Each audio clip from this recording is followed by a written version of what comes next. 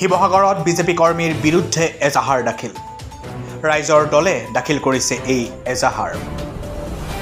BJP IT সেলৰ Nilu নেওগৰ বিৰুদ্ধে শিৱসাগৰ সদৰ থানাত এজাহাৰ দাখিল কৰিছে ৰাইজৰ দলে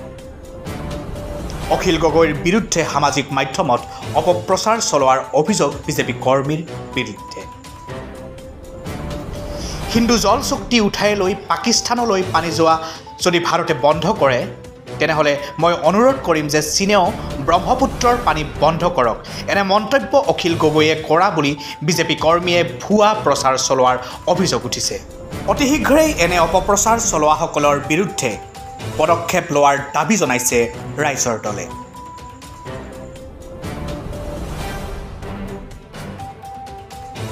25 এপ্ৰিল 2025 তাৰিখে দিনৰ 2:20 আমি শিৱসাগৰ সদৰ থানাত নীলু নেওগ নামৰ এগৰাকী ফেচবুক ব্যৱহাৰকাৰীৰ বিৰুদ্ধে আমি এটা কেছ দিছোঁ মানে গোচৰ তৰিছোঁ গোচৰটোৰ কাৰণ হ'ল কি যে তেখেতে ফেচবুকত আমাৰ শিৱসাগৰৰ সন্মানীয় বিধায়ক অখিল গগৈ ডাঙৰীয়া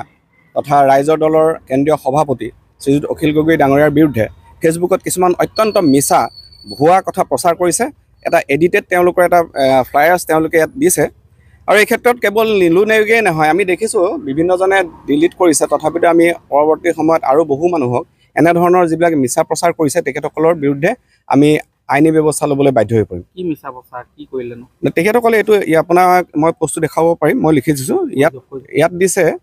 যে হিন্দু জল চুক্তি উঠাই পাকিস্তানলৈ পানী যোৱা যদি ভাৰতে বন্ধ কৰে তেন্তে মই অনুৰোধ কৰিম যে চীনেও ব্ৰহ্মপুত্ৰ পানী বন্ধ কৰক এই গোটেই কথাটোত আপোনালোকে চালেই দেখিব মই দেখুৱাই দিছোঁ এই পোষ্টটো এইটো নীলু নেওগে পোষ্ট কৰিছে কোনে কোৱা বুলি নহয় তেখেতে কৈছে তেখেতে তাৰ ওপৰত লিখিছে মই গোটেই বস্তুটো এয়া দেশদ্ৰোহ নহয়নে এজন বিধায়কৰ মুখত এয়া কেনে কথা দেশ এক হোৱাৰ পৰিস্থিতিটো অখিল গগৈ ডাঙৰীয়াই কিয় পাকিস্তানক সমৰ্থন কৰি আছে আৰু অখিল গগৈ ডাঙৰীয়াই কালি ইয়াৰ সম্পূৰ্ণ স্পষ্টীকৰণ দিছে তেখেতে কৈছে যে কোন পাখণ্ড এনেকুৱা কাম কৰিছে বিজেপিৰ কাম নেকি তেখেতে পোষ্ট দিছে আপোনালোকে অখিল গগৈ যিটো পেজটো চালে দেখিব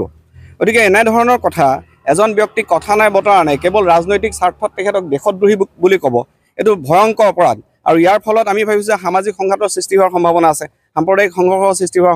সম্ভাৱনা আছে গতিকে এনেধৰণৰ কামবিলাকৰ পৰা আঁতৰি থাকিব লাগে আৰু পুলিচ প্ৰশাসনে জিলা প্ৰশাসনে এই ব্যক্তিগৰাকীৰ ওপৰত কঠোৰ ব্যৱস্থা গ্ৰহণ কৰি অতি শীঘ্ৰে গ্ৰেপ্তাৰ কৰিব লাগে বুলি আমি দাবী জনাইছোঁ শিৱসাগৰৰ পৰা ফাৰহান লস্কৰৰ ৰিপৰ্ট নিউজ টাইম 3